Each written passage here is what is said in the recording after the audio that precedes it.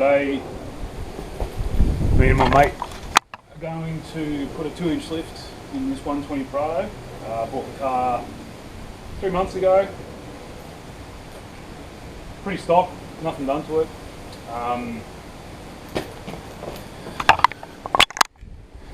As you can see, it's a pretty stock car. We're going to do quite a few modifications overall. Not at once, just casually get together and do modifications. The car came with a Rancho 2-inch lift with a 280 constant load in the rear. But the thing is, these coils and shocks for the front did not come pre-assembled, especially, and I had to buy the upper struts for it, and then I had to take it to a store and get it compressed because we didn't have the gear ourselves. So good luck. The tools we're going to be using, pretty simple: impact driver, a couple of wrenches, crescent wrench, a grinder maybe if we need, socket set, some gloves for my mate, and a jack. Oh, and some safety. This is where we're at the moment. An upper control arm is not coming off. We're having a bit of a problem with it. But we had to take the sway bar off and the bash plate. We weren't sure if the upper control arm was seized or not, but we learned later on that leaving the suspension in and hitting the upper control arm whilst the suspension was in was much easier than the way we did it.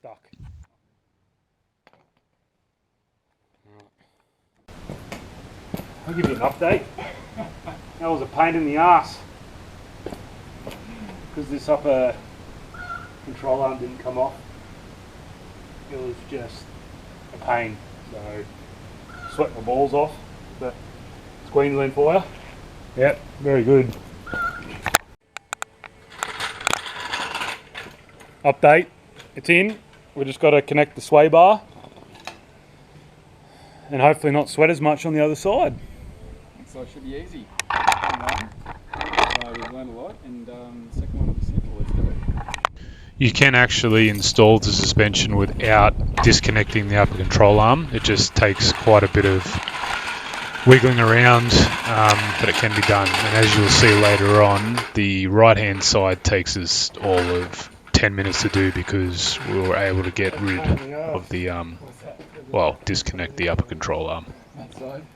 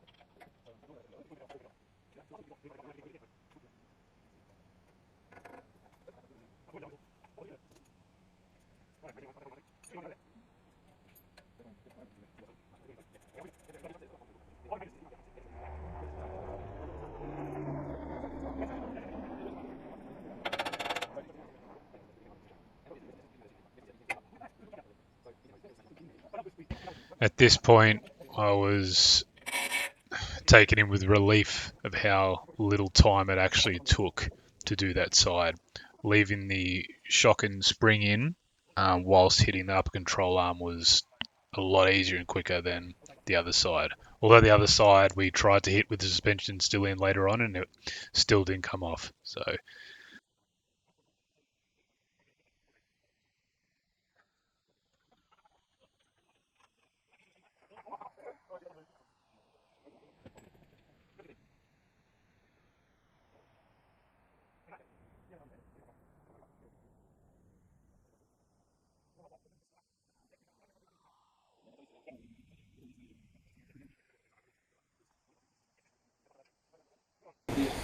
Take two, Matt.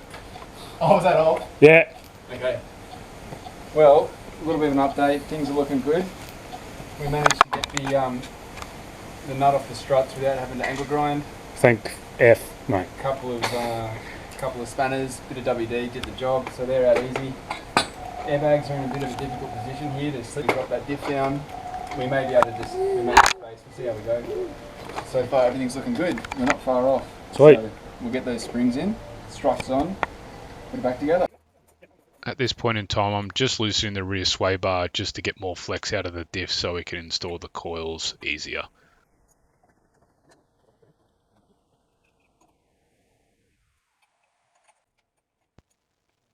Some of the videos we've watched, some people use grinders on the top nut and bolt just to pull the shock out, but we didn't have to do that, thankfully. You can get a pair of just metal vice grips and then use a crescent wrench on the top and undo it, and that's exactly what we did. The coils were quite easy to take out and reinstall. Just make sure that when you reinstall them that the bottom of the spring is seated correctly and the top is seated correctly in where the bump stop is.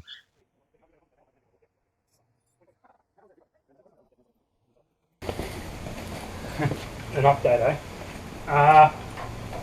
Well, the springs went in easier than. Can I interview you? I'll just do an interview. So, we're just wondering for the viewers at home, what are you actually working on at the moment? This doesn't look like a suspension component. We're just connected to this rear sway bar. We just had to loosen it like 10 mil just to get that extra bit. Bit of flex on the rear diff. Yeah, just to get that spring around and. So that's a good tip. So if you do want to get a bit of flex out of your rear diff, you just undo the sway bar, but not completely. Yeah. Just loosen it so you got a bit of play. Yeah. And we found spinning the coil up onto its place was the way to do it. Yeah, and we're just so pretty much after this, we've just got to put the airbags back in, which are not in the coil on the diff itself on the outside. So we just have to take them off, and then put the shocks in, and we're all sorted. Get a wheel alignment, which you should do because there's a bit of camber on the front. And I think is that all we undid at the back? I think so. Yeah. Yeah, and the brake line, you just undo a bolt. A little 12mm brake line bracket. Yeah, 'cause it's So otherwise that gets in the way and it pulls a bit tight. yeah. So once that's in, we'll lift the diff back up, we'll put everything in place and the wheels go on. And then we'll be going for a test drive. Alright, can you give us an update? Yeah. Yeah. Everything's back together except this rear tyre. Everything's in. Everything's in. So let's just talk to the viewers about what we've done. Probably not much since last time. Just did the other side. We probably should put the airbag back together before we put the wheel on. But other than that, shocks in, Yeah. coils in, Yeah. brake lines back on. Did you do the sway bar up? Yeah. Yep. We're just discussing here, since I have airbags, how we are going to reattach them. They're not in the actual coil itself. They're on a metal bracket that sits on top of the diff housing. And here we're just figuring out how we need to reattach them. So this doesn't apply for anyone that does not have these. Once that was settled, we just put the wheels back on and it was ready to go. Should we put that up in front of us? No, let's just talk. We're rolling. Yeah. Alright, well, do you want me to interview you and you can answer a few questions? Or do you just want to talk Yeah. about what you did? Well, firstly, if you're buying suspension online, make sure you got your top hats, which is like a upper strut that the coil or the shock goes around, like in through the coil, and make sure that's bolted on and then sprung properly at like a suspension store, because good luck putting it in without it. Yeah, unless you've got spring compressors. Yeah, unless you got that. But definitely would save you a lot of time to just get it done. But what did it cost? About $200. So $60 odd for each top hat, and then $200 to get sprung properly, so we could just chuck it in. But if we didn't do that, we couldn't have done it. Yeah, it'd be, yeah. So I mean, So that was good. That made the fronts pretty easy. yeah.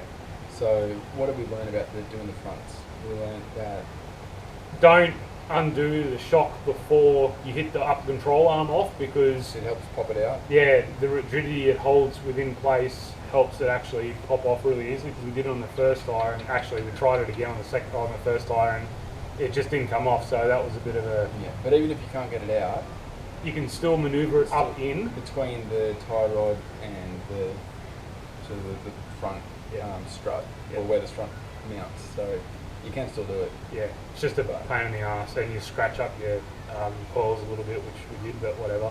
Yeah. It's fine. And you've got to take the front sway bar out, which we found gives you space to get the strut in. You just got to do it. There's no option, but it's pretty easy. Yeah. A couple of volts. So fronts was easy. That didn't take long. The first side took about an hour. Yeah. The second time took about 10 minutes. 10 minutes? So it can be as easy as 10 minutes once you know what you're doing. Yeah, and like Jocko said, if there's something in your way, Rip it out. rip it out. Like, it doesn't take long to put, just make sure you put everything back together in the right place, and you should be sweet. The Yeah. So that wasn't too Yeah. bad. Backs, we didn't have a lot of trouble getting the backs out. yeah, we didn't use it. Sometimes people have found that the shock is the nut is seized to the bolt on the top, and people take angle grinders to it, but we didn't have to. You don't need to angle grind. I mean, some people might have to, depending on the work. This car was mad. Never used in the beach. Had a pretty good life. So So it wasn't really seized up. So luckily, we were able to undo those, pop them out. Yeah. Wrong. The coils pretty much fell out. yeah, Once we dropped the diff down. yeah.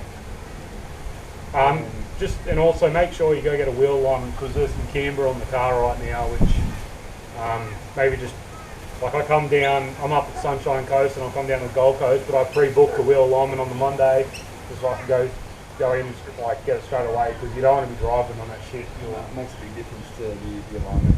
Yeah. So in the backs, we thought we might need a spring compressor. Turns out we just unhooked the sway bars, and we had some airbags in there. We just removed those, got them out of the way, and pretty much once you've undone the sway bar, you've undone the shocks, you can just pop those coils straight in. Yeah. It wasn't that hard at all. Yeah, Kind of twist them into place. You don't have to lift them up into place. Twist them around, and they go, and and that's it. Yeah, no, it was good. Took us what? 5 hours total. Yeah, And 5 now hours. that we know, now we've done it, we could probably do another car in, I reckon, 3. Yeah. Pretty easy. And I did a GQ patrol with a mate like a long time ago, and it took 8-9 hours. We needed spring compressors, and it was just beyond a joke. But this was actually quite quick. It was quite good. It's not too doesn't take, like, as long as you put everything back together, as long as you do, it'll be fine. It's not too hard. Most people could take it on. Like, if Yeah. you know what you're doing, watch a quick YouTube video, follow what someone else has done. Yeah. You can pretty much do it. And we'll be doing everything I do to this car will be doing online, like just showing online, just in case people want to do it. Because G here, he's pretty switched on with electronics. The 12-volt system coming next. Yeah, 12-volt system. So what do you reckon was the hardest thing about the job?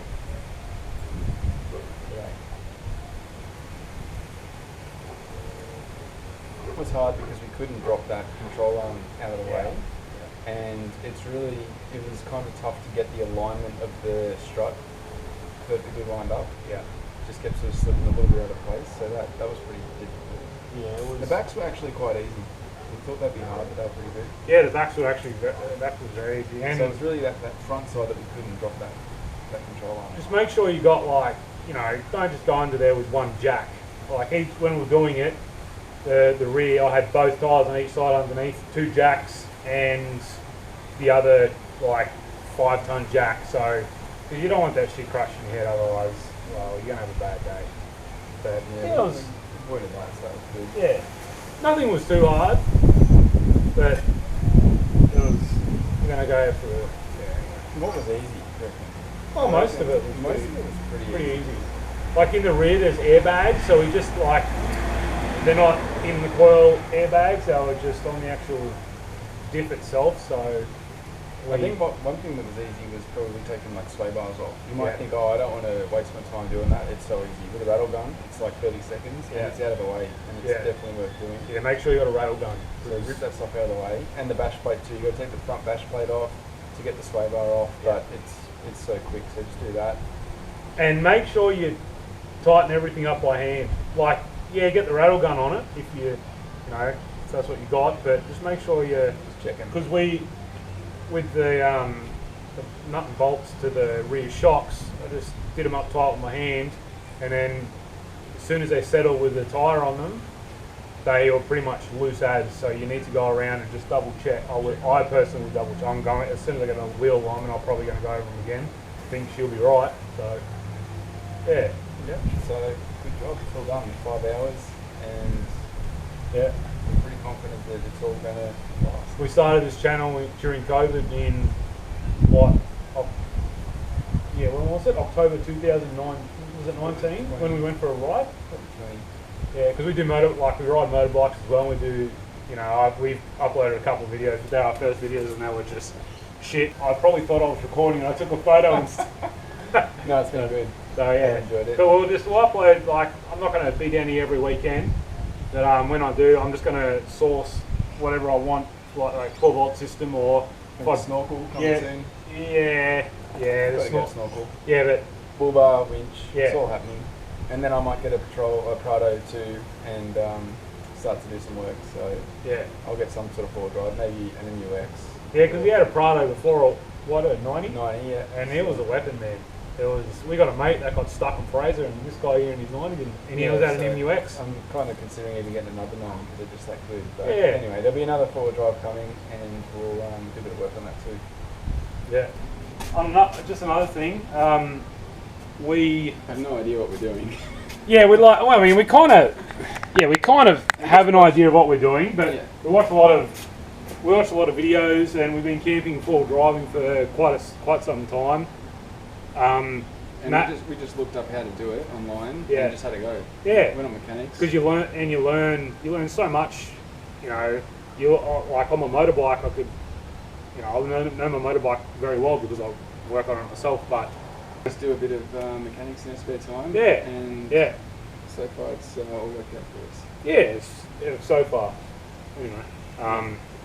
But yeah, give it a go. And if YouTube has a disgusting amount of resources, amount of information on YouTube. Oh, well, you can't trust everyone on YouTube. But Just anyway. us, because we... Yeah, but there's just a lot of simple things that you can do, and you learn shit like that. Because if you get stuck out in the track and something happens to your suspension, at least you can rule out what it is or what it isn't. You know exactly what to do. Like if you've got the correct tools, you can just pull it apart. We can fully just do a lift in the bush if we had to. We could now. Yeah, we could. Yeah. So, anyway, just try and do stuff. Just give it a go. Yeah. All right. Yeah. See ya.